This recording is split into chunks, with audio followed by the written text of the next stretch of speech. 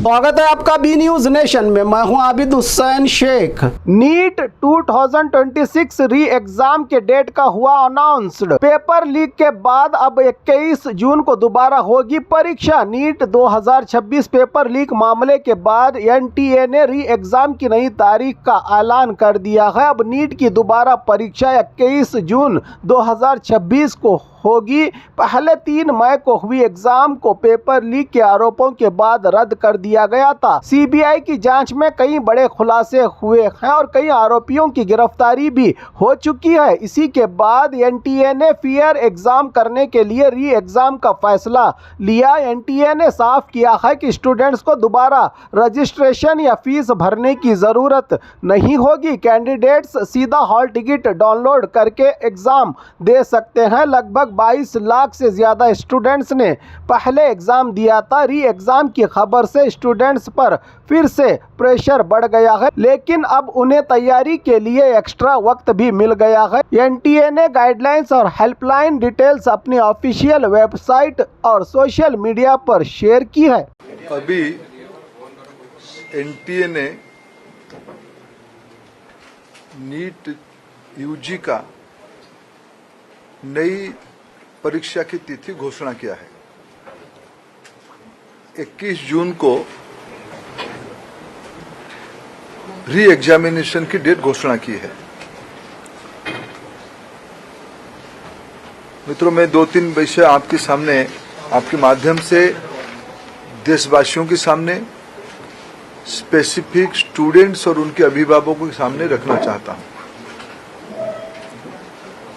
हमारी सर्वोपरि प्राथमिकता है छात्रों की भविष्य, उनकी परिश्रम के प्रति संवेदनशीलता सरकार की सदैव है।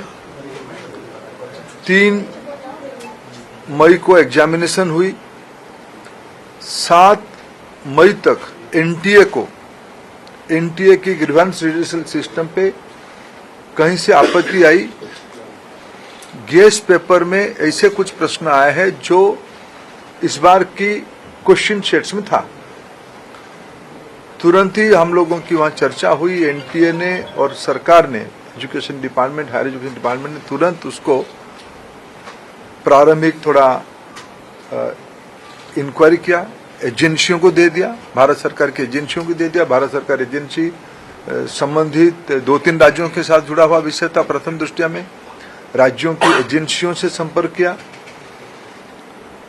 और 12 तारीख तक, यानी 8 को सुबह प्रक्रिया एक प्रकार से 7 रात को शुरू हुई, 8 को ही शुरू हुई। 8, 9, 10, 11 3-4 दिन में जब हमको स्पष्टता हुई, हम कंफर्म हुए हैं कि इस बार गेस्ट पेपर की आड़ पे क्वेश्चंस बाहर गया है। हम 12 तारीख को छात्रों के हितों में, हम नहीं चाहते थे कोई गलत कैंडिडेट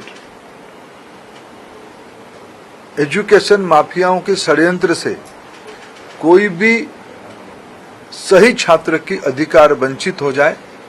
इसीलिए हम बड़ी जिम्मेवारी के साथ, हमने कहा था हम जीरो टॉलरेंस की अप्रोच में चलते हैं।